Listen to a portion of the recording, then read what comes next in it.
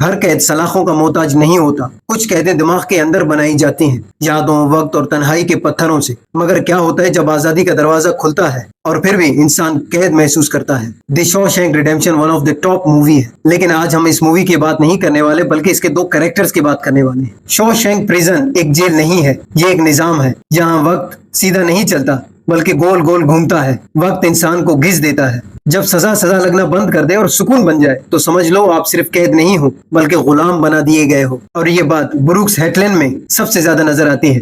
وہ لائبریری چلاتا ہے، پرندوں کو کھلاتا ہے، مسکراتا ہے، لیکن اس کی آنکھوں میں صرف ایک چیز ہے: خالی پن. 50 سال اگر کسی ایک جگہ گزر جائیں تو آدمی صرف عادت نہیں بدلتا، وہ اپنا وجود کھو دیتا ہے. بروکس کو دیکھ کر لگتا ہے جیسے وہ جیل میں اچھا جی رہا ہے. وہ سب کو جانتا ہے، سب اسے پیار کرتے ہیں، لیکن اصل میں بروکس صرف حالت سے سمجھوتا کر گیا تھا. 50 سال کا مطلب ہے ہر فیصلہ کسی اور کا تھا، ہر گھنٹہ روٹین میں تھا، ہر مقصد جیل کے سسٹم نے دیا تھا. باہر کی دنیا وہ اب آزادی نہیں، ایک جنگل بن چکی ہے. وہ ٹریفک سگنل سے گھبراتا ہے، شہر کی رفتار اسے چپتی ہے. اور اصلی بات یہ ہے وہ دنیا میں فزیکلی آیا تھا لیکن ایموشنلی کب کا مر چکا تھا. سائیکولوجیکل نظر سے اسے کہتے ہیں انسٹیٹیولائزیشن.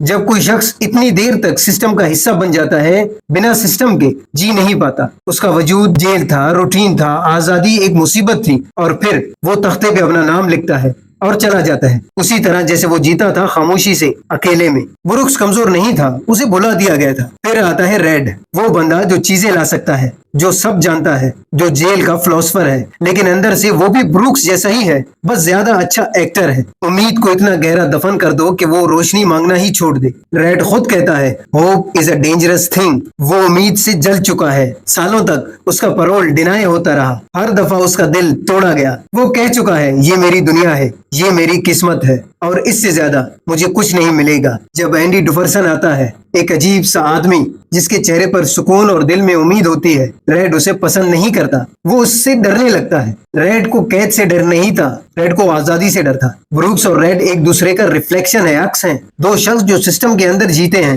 مگر الگ طریقوں سے مرتے ہیں. بروکس چپ چاپ ٹوٹا، ریڈ ہنستے ہنستے ٹوٹ گیا. بروکس نے امید چھوڑ دی، ریڈ نے اسے زندہ دفن کر دیا. اینڈی نے جیل سے بھاگ کر صرف آزادی نہیں پائی، اس نے ایک میسج چھوڑ دیا، ایک پیغام چھوڑ دیا: امید واپس مل سکتی ہے. اور دھیرے دھیرے ریڈ اس پیغام کو سنتا ہے، جانتا ہے، محسوس کرتا ہے. جب اسے فائنلی پرول ملتا ہے وہ بھی وہی پینک، وہی تنہائی، وہی درد محسوس کرتا ہے جو بروکس نے کیا تھا. لیکن ریڈ ایک الگ فیصلہ کرتا ہے. وہ زندگی کو چنتا ہے، لائف کو چنتا ہے، ہوپ، امید کو چنتا ہے. فرق صرف اتنا تھا، بروکس اکیلا تھا، ریڈ کے پاس ایک پیغام تھا، ایک دوست کا پیغام، ایک اینڈی. آزادی صرف دروازوں سے گزرنا نہیں ہوتا، آزادی ہوتا ہے اندر سے کھلنا، اندر سے آزاد ہونا، دماغ سے آزاد ہونا، سوچ، روٹین، ان سب سے آزاد ہونا. بروکس اور ریڈ دونوں ایگزسٹینشیل ٹراما کا شکار ہیں. وہ سالوں تک صرف سسٹم کے لیے جیتے ہیں، اپنے لیے نہیں. جب آپ 40 سال تک ہر کام کسی اور کے کہنے پر کرتے ہیں تو پھر خود سے فیصلے لینا مشکل ہو جاتا ہے، مشکل لگتا ہے. سائیکولوجی کے مطابق سیلف ایفیشنسی ختم ہو جاتا ہے،